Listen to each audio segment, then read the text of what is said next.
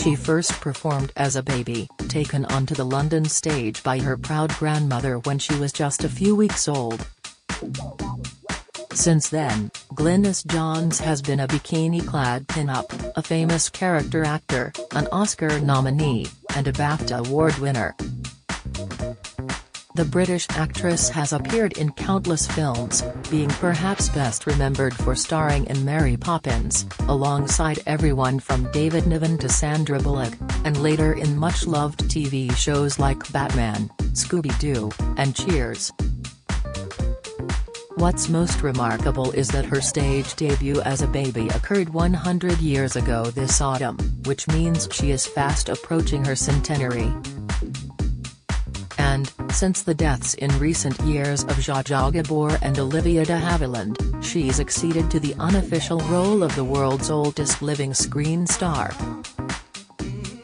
Among other accolades, in 1960, she was Oscar-nominated for Best Supporting Actress in the Australian outback drama The Sundowners, starring Robert Mitchum, Deborah Kerr, and Peter Ustinov.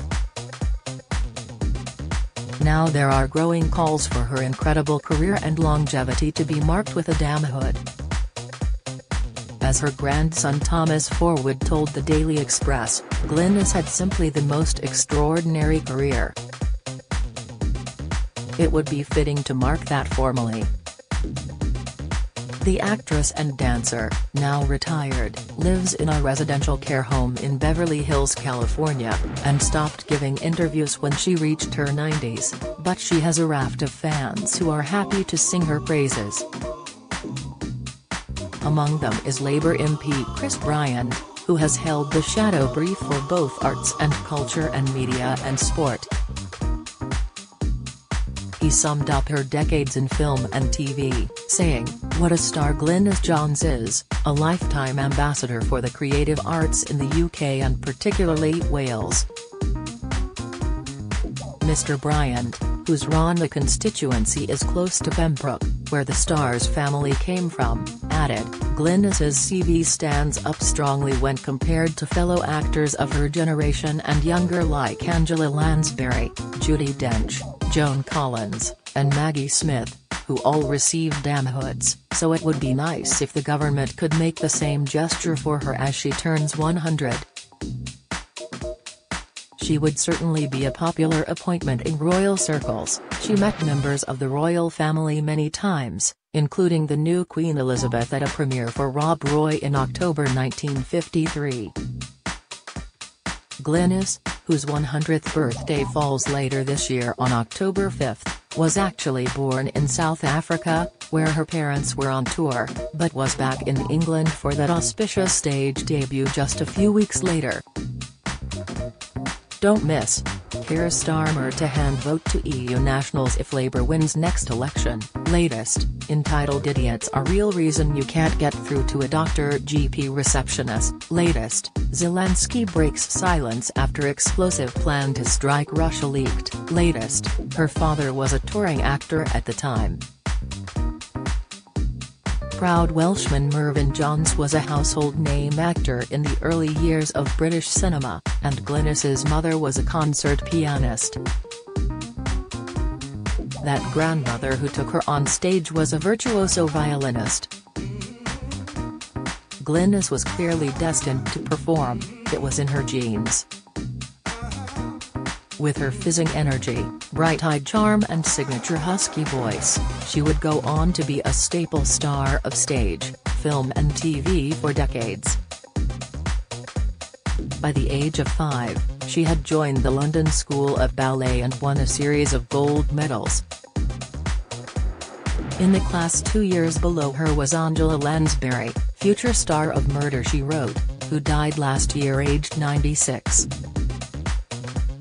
By 8, Glynis had been cast in her first West End play and would go on to perform as a child star throughout the 1930s at a number of London theatres still welcoming audiences to this day: the Old Vic, the Garrick, the Phoenix, and Wyndham's.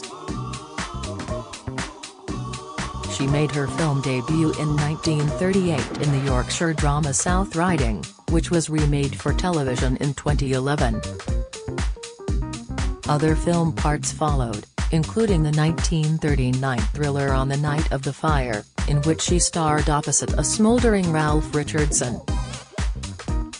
The Second World War didn't slow her down. She worked steadily throughout it, notably in the highly regarded 1944 ghost story The Halfway House, in which she appeared with her father. A year later she was in the drama Perfect Strangers, alongside Deborah Kerr, with a youthful Roger Moore playing a minor role. She also worked on the West End stage, even as German bombs fell around it. One play ran for over 2 years, all throughout the Blitz. By the end of the 40s, she was becoming one of the UK's most recognisable and popular stars, a status cemented by her role, decades before Daryl Hannah did the same in Splash, as a mermaid in the proto-rom-com, Miranda. It was popular enough at the box office to spawn a sequel, Helter Skelter. In Dear Mr. Prohack in 1951, she was the love interest of Dirk Bogarde. This was to lead to a twist in the tale in her own personal life. Her husband Anthony Forwood would move in with Bogarde as his lover the following year, of which more later. Her career flourished during the 50s in countless films in both the UK and Hollywood, alongside the biggest stars of the day, James Stewart, Marlene Dietrich, Frank Sinatra, Douglas Fairbanks Jr., David Niven, Danny Kaye, Lana Turner, Jack Hawkins, Richard Todd, Richard Attenborough, Alec Guinness, and Diana Dors. The part she is probably best known for these days came in 1964 when she played the suffragette matriarch Winifred Banks in Mary Poppins, opposite David Tomlinson, Julie Andrews, and Dick Van Dyke. The film was a huge hit and her turn, including the song Sister Suffragette, was highly praised. By now firmly US-based, she began to get more and more television work. When she briefly returned to the West End in 1966, she was hailed by a prominent impresario as London theatre's favourite daughter. She was furiously busy throughout the 70s. Standouts included a role in the original cast for hit musical A Little Night Music. Stephen Sondheim wrote his most famous song, the classic Send in the Clowns, with her in mind, and it would become her theme tune. The part won her a Tony. Sondheim said her voice had the quality of a rumpled bed which the song demanded. She also appeared alongside Richard Burton and Elizabeth Taylor in a film version of Under Milkwood, celebrating her Welsh heritage. More film, TV and stage work followed in the 80s. She played the mother of Shelley Long's character Diane in Cheers, and appeared alongside her former schoolmate Lansbury in Murder, She Wrote. It was only in the 90s that she finally began to wind down her acting, yet she still starred in the West End, on Broadway and in grandmother roles in several films. Her final film roles came in While You Were Sleeping, in 1995, opposite Sandra Bullock and Bill Pullman, and the 1999 film Superstar, a comedy which also featured Will Ferrell. Perhaps a fitting final role as she had by now long established herself as a superstar. Glynis married 4 times and outlived every husband as well as her only son. Her closest surviving relative is her only grandchild, Thomas Forwood, 48, now a Paris-based screenwriter who grew up with her as his grandmother, and Bogarde as a de facto grandfather. My grandmother had the most incredible career over many decades and produced this vast body of work, he told the Daily Express. There's so much of it. I've only seen a fraction of it myself. But I'm immensely proud of her. She lives in a retirement home in Beverly Hills and stepped back from public life entirely a decade or so ago and now lives very quietly. She's still quite robust physically and has something of her old spirit about her. She still has a wonderful sense of humor.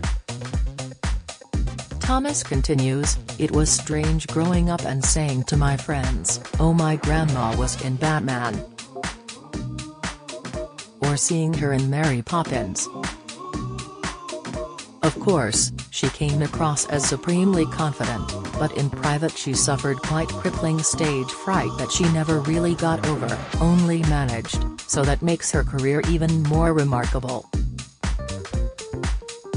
Film writer Richard Lux says, "Glynis was my constant companion throughout my early days as a movie fan. The simple fact of the matter is that, whenever Ms. Johns is on screen, the picture belongs to her. And whenever she's off camera, we long for her return." Even in one of her final major films, 1994's The Ref, she steals the picture from under the feet of its nominal leads Kevin Spacey, Dennis Leary, and Judy Davis. Sarah Cronin-Stanley, head of Talking Pictures TV, the channel which specializes in screening older British films, says Johns remains one of the most popular stars among their audience. "Glynis is an icon of British cinema and all the feedback we get confirms that she's enduringly popular. She started out as a stage actress and some people can't manage the transition from that to screen because they almost overdo it, but Glynis could tell you everything with just a pointed glance or a raised eyebrow. We're really proud to be able to screen a number of her films, including a couple of my favorites, including Halfway House, in which she appears alongside her father, and one of her earliest films, Under Your Hat, in which she dances and sings, a reminder of just how multi-talented Glynis was." Ms. Cronin-Stanley is also keen for Glynis to receive a damhood. She added, "I think it would be a marvelous gesture if the new king could honor her while she is still with us."